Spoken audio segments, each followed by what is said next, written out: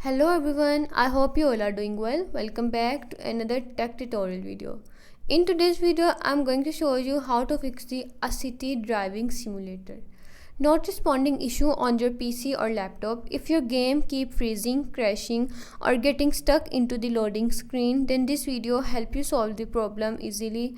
Watch complete video and follow every step.